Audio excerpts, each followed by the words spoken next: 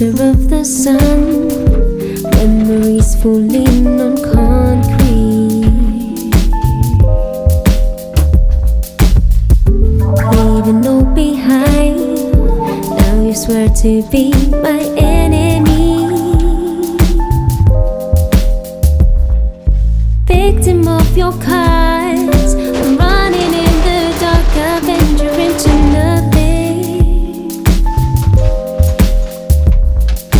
gone into the night.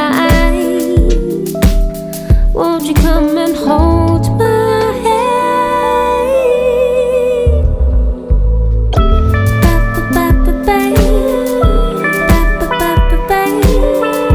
Master of the sun, master of the sun.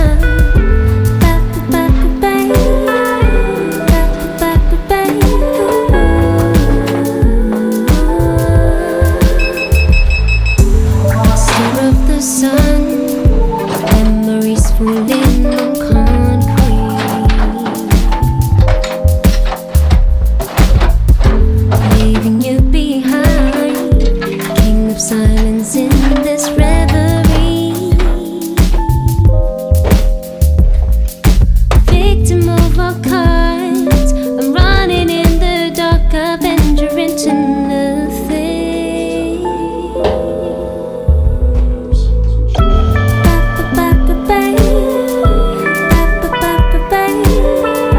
Master of the sun.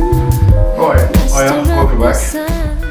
Okay, today I have the onerous task that I've given myself, cutting a perfectly good, immaculate Harley Davidson big twin fuel tank in half. I can't quite believe I'm doing this, honestly folks. I know how I've arrived here, you know, tailpiece, great idea, but honestly, then you get this stand aside thought, hang on a minute, this tank would probably go to the dealer and buy it brand new. This tank would probably cost, I don't know, £1,000, you know, £700-800 to buy that in paint with the badges, dum-de-dum, and I'm just going to cut it up. I'm just going to hack it to pieces and make it into something else. But that's fabrication, and if I was going to make panels that had that curvature to them, and that's the cheek there that I want to use, and the kind of that bit to create that would need machinery that costs 10 times as much and skills that I simply don't have, and that's things like planishing, metal shrinking, English wheeling, etc. I could do it, I could turn my hand to it, I could make it happen, I could kind of get there, and there'd be a lot of body filler and a lot of making good.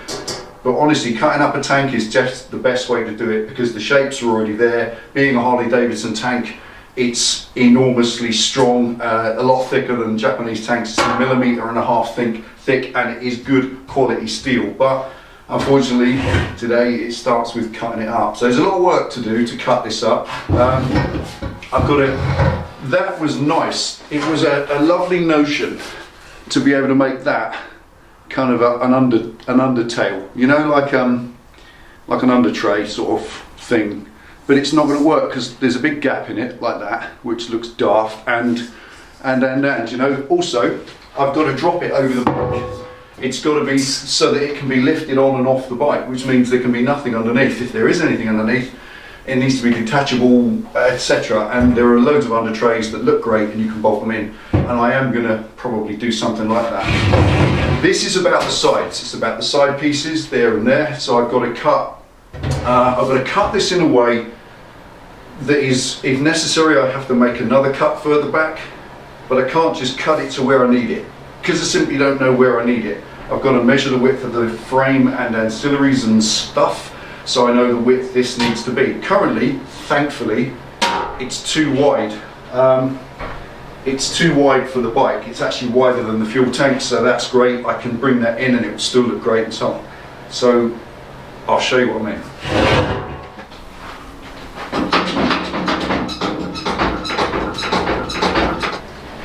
Right, so this is what I've got at the minute. This is what I've got to work with. This is the original factory subframe, and it's made from box section aluminum, and it's strong, and it's proportionally correct, and above all else it's square. Yeah, I could just take it off. I could use the mount points from the frame and just fabricate a little box section tail unit that just comes to there and do all that. It's not a problem. But honestly, I really like using things that the factory subframe when it's not going to be seen anyway. There really isn't any need to make work for myself and go cutting this around and changing it if I don't need to, if I can make the tail unit for it. I can adjust it.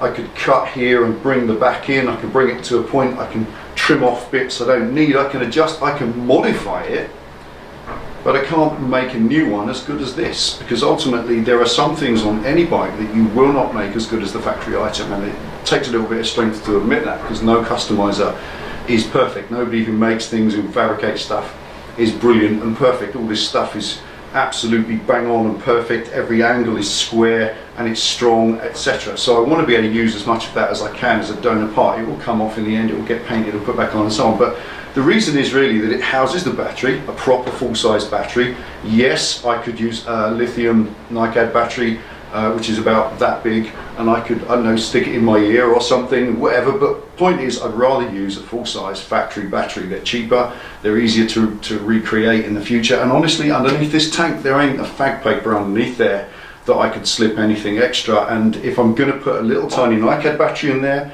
then I'm still going to have space there. There are some street fighters that have an absolutely suspended tail, just a little seat, and everything else is mounted elsewhere on the bike.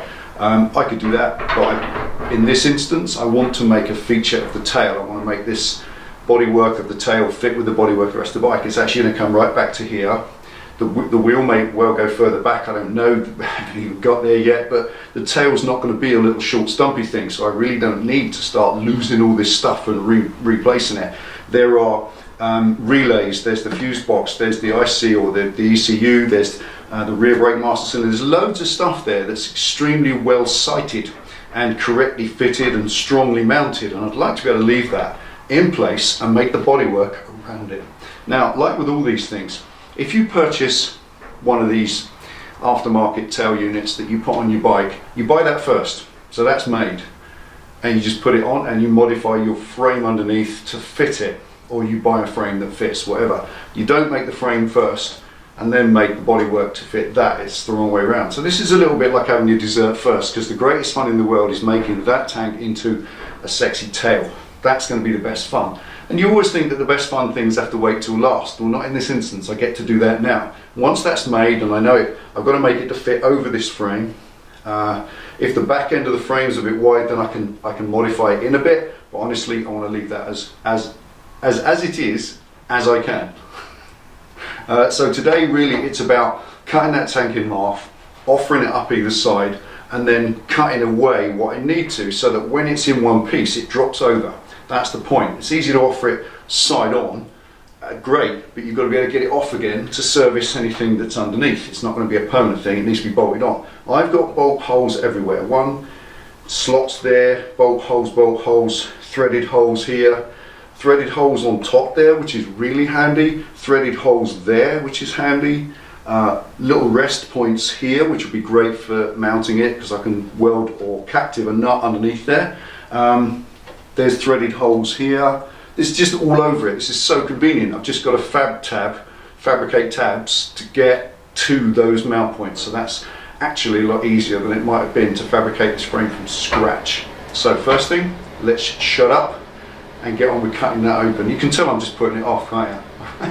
Taking a grinder to that tank really doesn't feel right. But let's get stuck in. The sooner it's done, the better.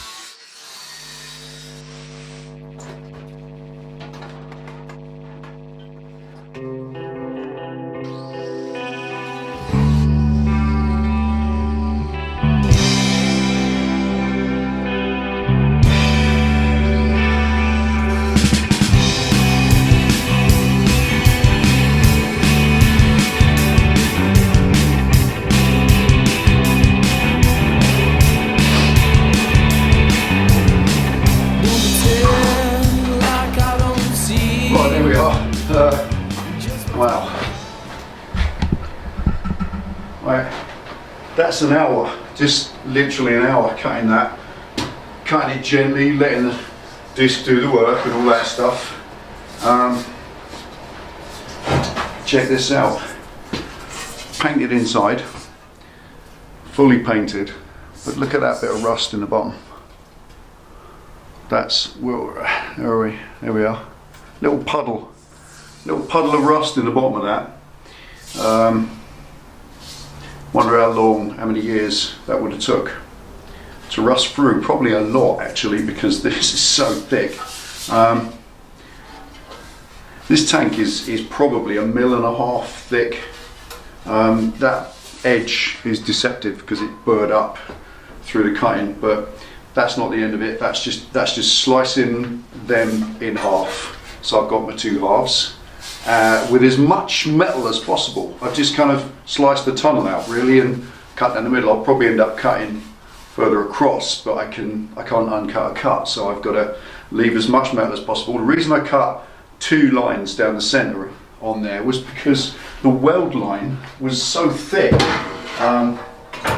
Where is it? There it is. I don't know why, but the weld line was just like titanium. It just would not go through.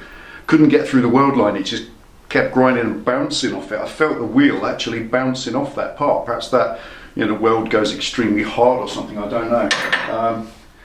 But I won. It's in half.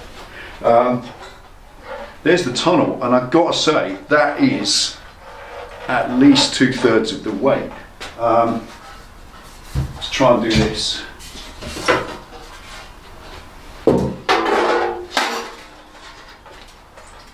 Now that's the 2 halves, and that's the tunnel and stuff, and that definitely weighs at least half as much again. So that's not heavy. They are not heavy. Could be because all this is kind of extruded out of a thick piece. It's definitely thick as steel, because where I've tried to cut through the tunnel in these little bits here, it's just so thick. And all this is cast. That lump on the end there is solid cast iron. And these bits, these flanks here, are super thick. I'm going to see it out, look. If you can see it like that. This is why, when I was cutting on this back edge for ages and ages, just couldn't get through it. You see all the cuts in there. And the reason is, I'll cut myself. The reason is, check that out. That is solid. That little bit, like a saddle that goes across the back, is solid cast steel. Like a big piece, massive, and it's cast into that. So that's one cast kind of bracket blob thing that I think they obviously use to weld all the component parts of the tank to, like the tunnel, then the 2 halves and the top. It forms, I presume it forms a really strong, thick base to weld to, so you get a nice, strong, solid weld. Either way, I won. I got through it in the end. You can see there where the wheel was bouncing. I was trying to cut through the casting. And you know, you're thinking you're cutting through sheet metal, but obviously wasn't. Right, pretty messy. I'm going to have a little clean up and then deburr all this in a few minutes. Just going to put it down to one side for a minute, get rid of some of the filings, clean up some of the mess, open the door, clear out some of the fumes in there, and then we'll crack on and try and make this a workable couple of pairs of, you know, some parts that I can start offering up to this. Exciting. Let's get cleared up. Liar's eyes with yours.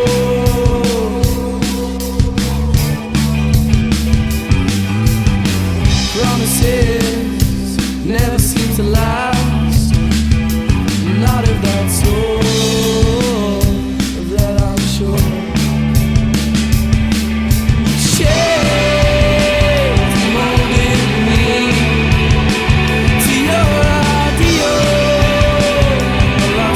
Feel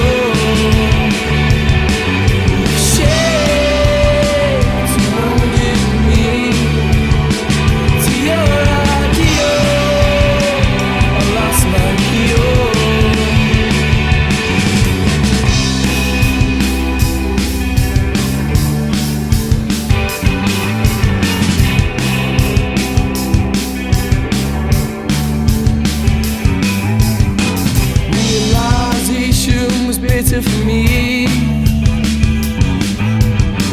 Captured in your company, right where I wanted to be.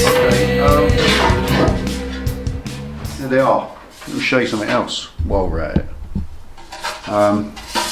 You know this old long time honoured method of looking after your tank in the winter when you're storing your bike up, where you fill it up with fuel to prevent it rusting inside. Now I'd like showing you exactly why we do that. I showed you just earlier this little bit of rust where there's been a pool of water sat in the bottom of the tank. That is, I've seen that before, rainwater gets in and it just sits in the bottom because obviously the fuel floats on top of the water always goes to the bottom and it sits there in a little pond and it just erodes its way out. But thankfully that's irrelevant because that's probably coming out in a minute anyway. But what we always say is fill your tank right up to the top with fuel, then there's no air space in which to get condensation and for that to then form rust on the top of the tank. A proof that that's the case. Check that out. That's the top of the tank, that's the filler neck, left hand side. Alright, it's not the filler neck's on the right, that's the fake filler where the fuel gauge goes. But anyway, that's the top of the tank. Look at those rust bubbles. It's obviously a painted internally tank, but it still ain't enough. Look.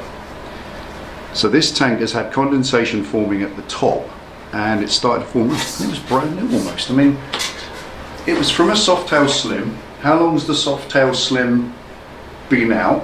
What is it? Crikey, 5 years? 6 years since that bike was introduced? What's this, 4 or 5 years old?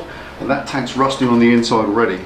And then that forms contaminants which drop to the bottom of the tank and then block the filters and so on, which is why when you service your Harley Davidson and so many fuel injected bikes these days, you always take out the filter that lives inside the tank and you service it or replace it every X amount of miles. Anyway, right, that's that cutting off. Now what I've got to do is just trim away some of this. I just cut it as sparingly as possible to get it into 2 halves. Now it is, I can offer it up and what's that rattling? This is one piece of metal, yet it's rattling like it's 2. Anyway, I'm going to offer this up and use the pencil and the cutters, and I'm going to try and get it so that I can put it on the bike and it sits there.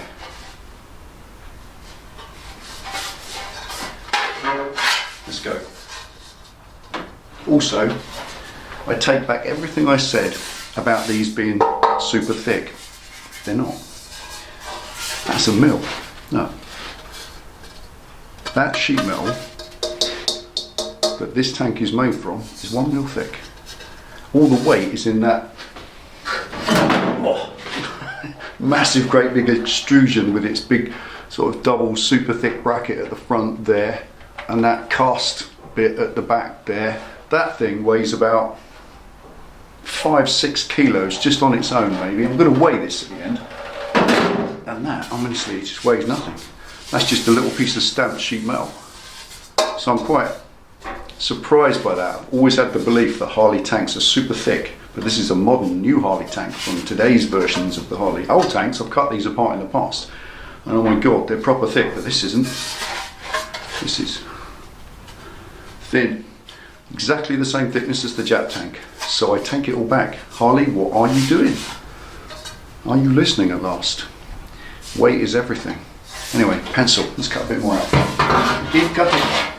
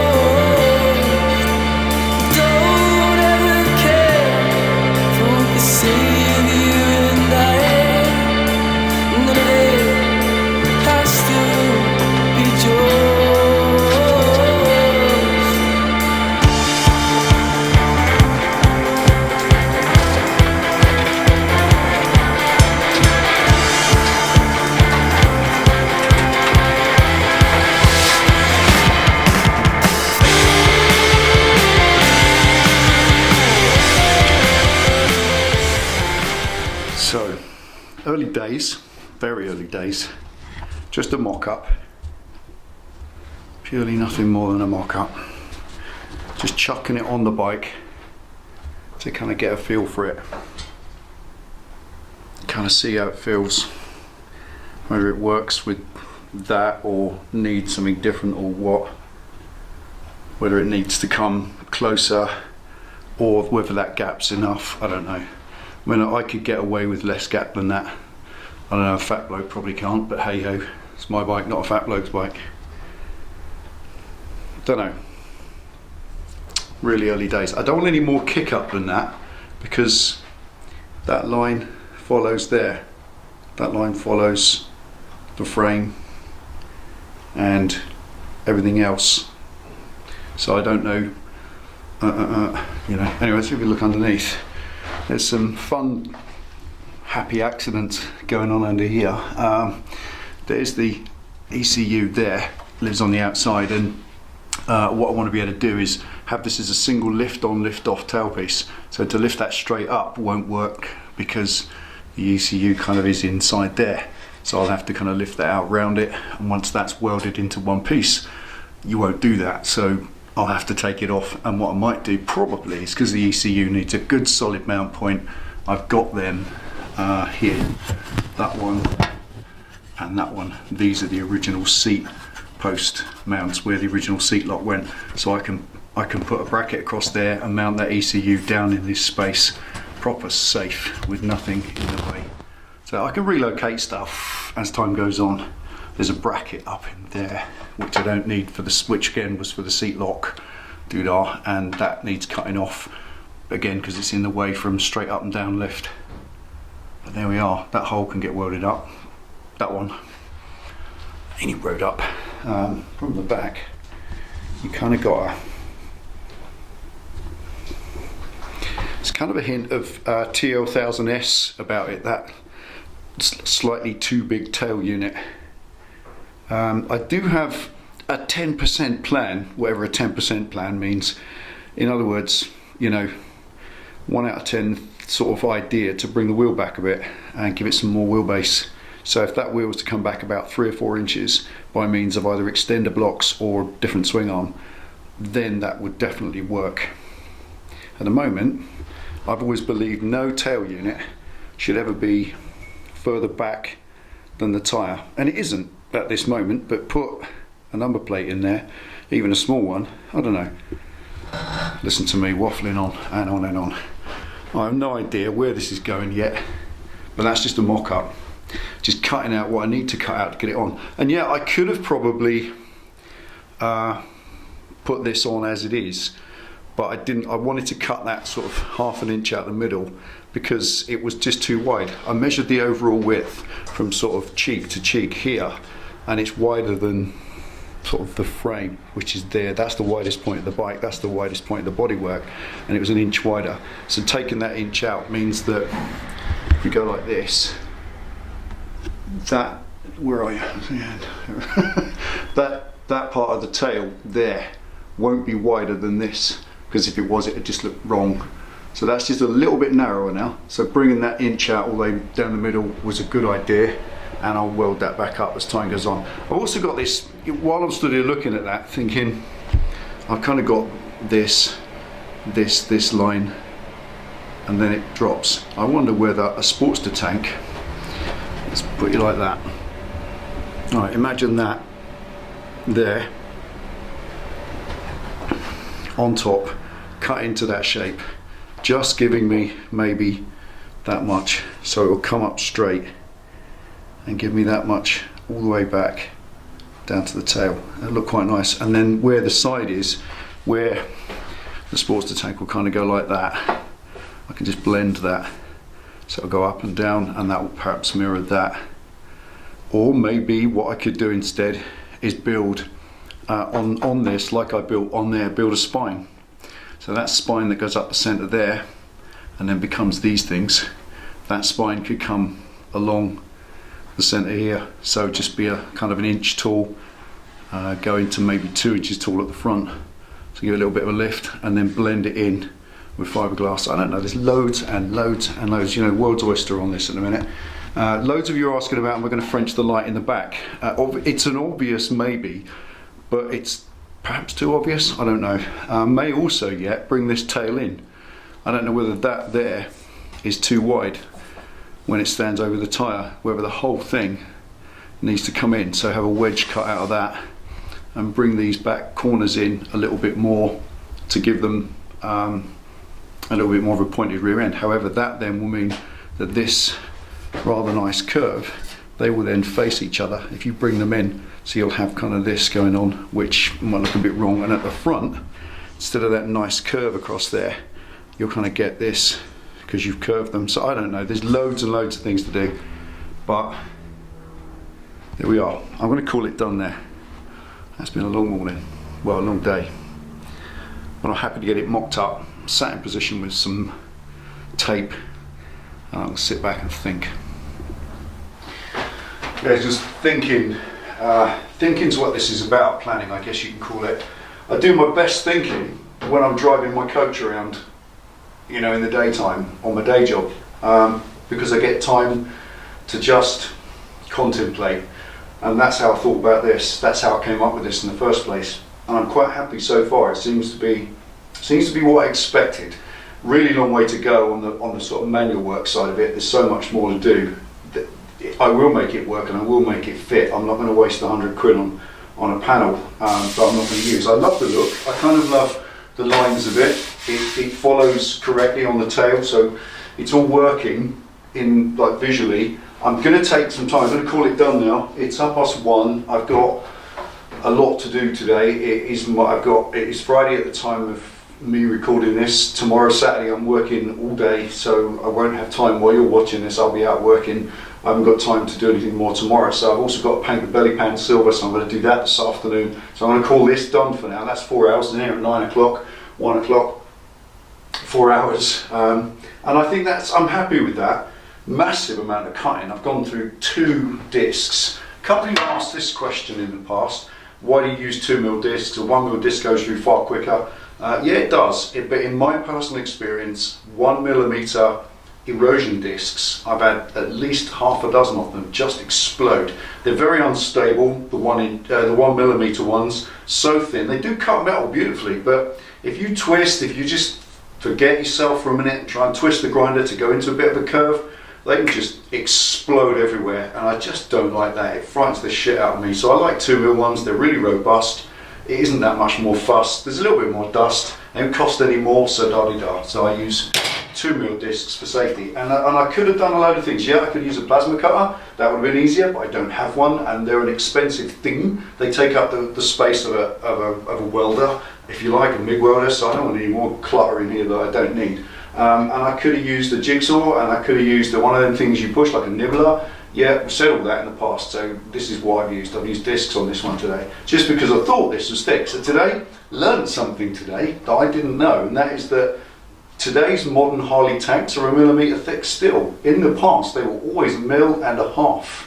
They were really thick by comparison, so they've obviously thinned that out. I don't know whether it's a cost thing, whether it's a weight saving thing, I don't know, but ultimately, this tank I'm really chuffed with that, because now that panel doesn't weigh anywhere like what I thought it would. This lot, all this that I took out, is at least 6 kilos. I reckon 5 or 6 kilos. That is a lot of steel, mainly because of the big heavy cast bits in it. And that's gone. So a lot of you ask about weight. I have got a 25 kilos is what we took off the bike when I stripped all the standard stuff off and sold it on eBay. 25 kilos of stuff went, and I'm going to wait till all this is done, till that's done. That's all painted and the belly pan's on. Once I'm sure that everything's finished, and the mudguard on the front, and yes, a lot of you have asked about these airbox intakes. Yes, I'm going to make some cool little cowlings for those. Little sheet metal ones, which will look really smart, and they'll match in visually with the rest of the bike. But that's kind of minimal stuff. Got to do the big chunks first: nose cone, tank, belly pan, and tail. Once the tail's done, this, incidentally, a few of you have asked what for the middle bit here. It's quite simply, I'm going to use wire. The wire that I used to make the frame for this. I'm going to create a wire frame that will follow and pick up the lines of the tank, so it absolutely looks like it was made for the bike, which is exactly what it will be. Think these things through. It will look like it's part of the bike. It won't look added on, it won't look aftermarket, it will look like it's designed at the factory that way, and it will be just a nice one-piece tail. And once that's flat across there, then I've got a very cool idea for a seat. I'm going to use hand-tooled leather. A very cool friend of mine who does hand-tooled leather making this up, and he's going to do me a seat for this, so that's very cool. Along with, of course, the wicked airbrush paint we're going to have as well. So this bike, once it's done, it's going to be amazing, but this is the bulky stage, this is the big ugly fabricating sheet metal stage. I want to get to this. So who knows? I've got to call it done here, like I said, because I'm going to see if I can get myself a tank. I'm going to have a look on eBay, see if I can find another Sportster tank, just to see if, because I mean they're cheap, 40 quid for a second-hand old model one, doesn't matter, and I can lock that up and make a little bit of a hump for that, which will blend nicely in and give it even more of a tapered look at the back. So I don't know, lots of stuff to go, lots of things to do with this. I'm going to stop waffling, I'm going to call that done. That's a massive amount of cutting. First cut is the deepest, as they say. There we go, thanks for watching. Any questions, drop them underneath. And join us tomorrow, Sunday, for the prize draw. So good luck with that if you enter. See you next time.